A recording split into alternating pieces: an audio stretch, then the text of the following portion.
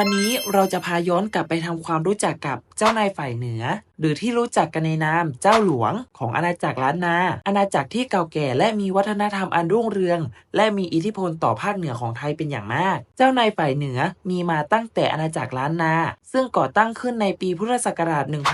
1839 โดยพญามังรายปฐมกษัตริย์แห่งล้านนาทรงสร้างเมืองเชียงใหม่ขึ้นเป็นศูนย์กลางการปกครองโดยแต่ละเมืองในล้านนานั้นมีเจ้าหลวงเป็นของตนเองเช่นเชียงใหม่ลำปางลำพูนน่านแพร่ระบบนี้ดำเนินมานานหลายร้อยปี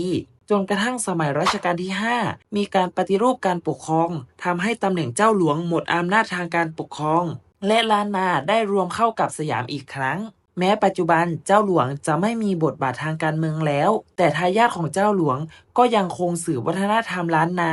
ผ่านประเพณีต่างๆเช่นประเพณียี่เป็งการฟ้อนเล็บและศิลปกรรมล้านนาเจ้านายฝ่ายเหนือถือเป็นส่วนสำคัญของประวัติศาสตร์และวัฒนธรรมล้านนาแม้ไม่มีอำนาจแล้วแต่ยังคงเป็นรากเหง้าที่เชื่อมโยงอดีตสู่ปัจจุบัน